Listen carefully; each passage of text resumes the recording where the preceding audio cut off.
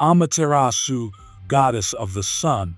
Picture this: a world plunged into darkness, where chaos reigns and hope seems lost. But wait, there's a light breaking through the shadows. That light, it's not just any celestial being, it's Amaterasu, the most powerful deity in Japanese mythology. And trust me, she's not your average goddess next door.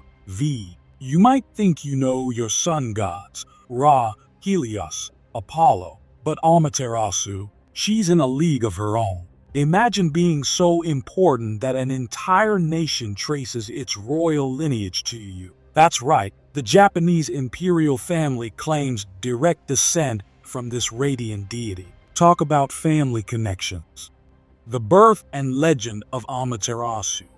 Born from the left eye of the primordial god Izanagi during his purification ritual. Talk about an eye-opening experience. Amaterasu came into existence in a rather unusual way. While most of us just get a birth certificate, she got the whole sun to rule over. Her father, fresh from a failed marriage and a trip to the underworld, decided to wash his face. And boom, out came Amaterasu from his left eye, her brother Tsukuyomi from his right eye, and her other brother Susanoo from his nose.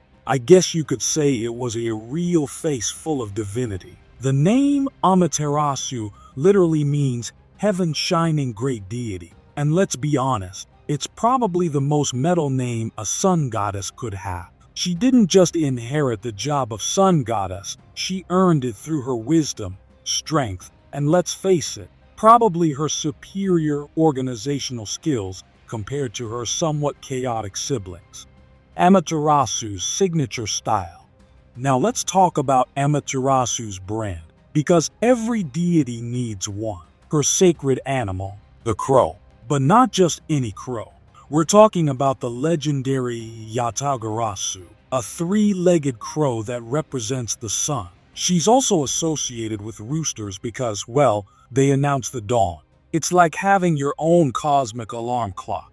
Her most famous accessory isn't a designer handbag. It's the Yata no Kagami, a sacred mirror that's actually one of Japan's 3 imperial regalia. Legend has it that this mirror was used to lure her out of a cave, but more on that drama later. It's still kept at the Eye's grand shrine, though good luck trying to see it. It's more heavily guarded than your mom's secret cookie recipe.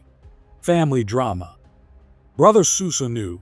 Speaking of drama, let's talk about Amaterasu's brother Susanoo, the god of storms and seas. If divine families had reality TV shows, this would be prime time material. Susanoo was basically that sibling who always stirred up trouble at family gatherings. He threw divine tantrums that caused natural disasters, destroyed his sister's rice fields, and in what might be the worst case of sibling rivalry ever, threw a flayed horse through her weaving room's roof. Yes, you heard that right, a flayed horse through the roof. This incident led to what I like to call the Great Divine Salt. Amaterasu retreated into a cave, taking all the light with her. Imagine the world's worst power outage times infinity. The other gods were like, "Great job, Susanoo. You made the sun goddess lock herself in her room. Now what?" Tales and fables.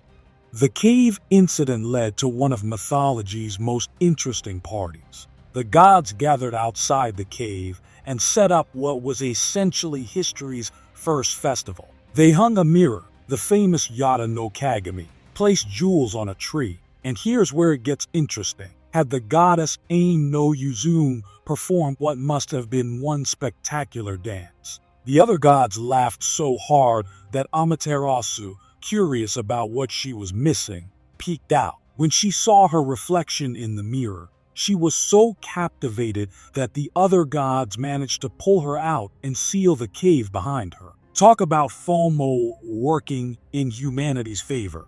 The mighty power.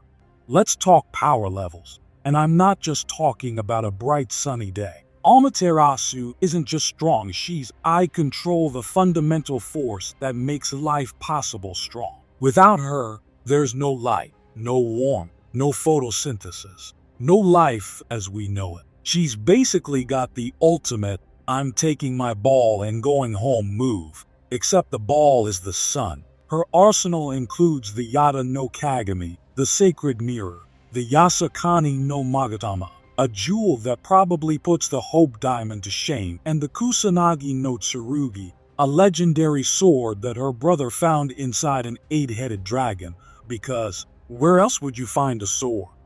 The unique charisma and importance of the sun goddess. Today, Amaterasu remains one of the most venerated deities in Shinto religion. The Ai's grand shrine, dedicated to her, is rebuilt every 20 years in a tradition that's been going on for centuries. It's like the ultimate home renovation project, Divine Edition. Her influence extends far beyond religion. She appears in video games like Okami, where she takes the form of a white wolf, manga, anime, and continues to inspire artists and storytellers worldwide. She's the original girl boss, if you will, running the sun, dealing with troublesome siblings, and maintaining her position as the most important deity in the Shinto pantheon. In a world where female deities often got sidelined in mythology, Amaterasu stands out as the supreme ruler of the heavens, proving that girl power isn't just a modern concept. It's been lighting up the sky since the beginning of Japanese mythology. Remember, when you see the sun rising tomorrow morning, that's not just any celestial body making its way across the sky. That's Amaterasu, still doing her job, still keeping the lights on for all of us, probably still dealing with family drama, but making it look effortlessly divine. And there you have it, the story of a goddess who literally outshines every other deity, handles family drama like a boss, and keeps the whole world turning with her divine light. Not bad for someone born from an eye, right?